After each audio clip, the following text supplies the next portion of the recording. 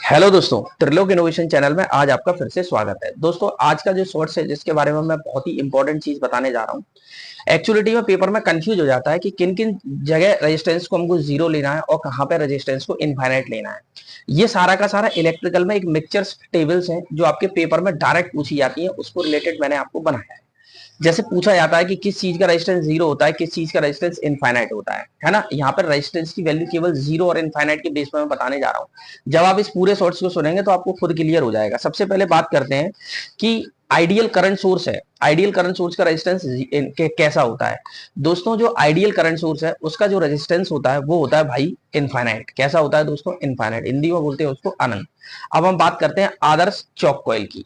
आदर्श चौक मतलब आइडियल चोक। आइडियल चोक का जीरो होता है रेजिस्टेंस। कितना होता है दोस्तों? जीरो। ठीक है। आइडियल ट्रांसफॉर्मर की कॉइल की अगर बात करें तो उसका रेजिस्टेंस शून्य या जीरो होगा। ठीक है। आदर्श वोल्ट मीटर की बात करेंगे तो इसका रेजिस्टेंस इनफाइनाइट होगा। आदर्श वोल्ट मीटर का कितना होगा दोस्तों? इनफाइनाइट। और आदर्श एमीटर का कितना होगा भाई? आदर्श एमीटर का कितना होगा ये आप मुझे कमेंट में बताएंगे। बाकी हालांकि मैं इसमें सारे क्लियर कर दूंगा। अब हम बात करते हैं कि आइडियल डायोड की बात करें तो फॉरवर्ड वाइज में जीरो होता है और रिवर्स वाइज में इनफाइनाइट होता है। ठीक है, चलिए आगे चलते हैं।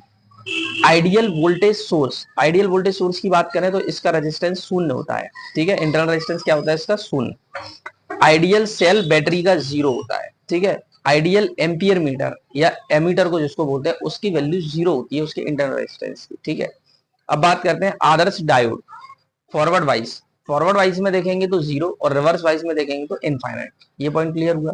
चलिए, अर्थ रेजिस्टेंस का हम देखें तो प्रैक्टिकली लो लेते हैं। कितना लेते हैं? लो, बहुत कम।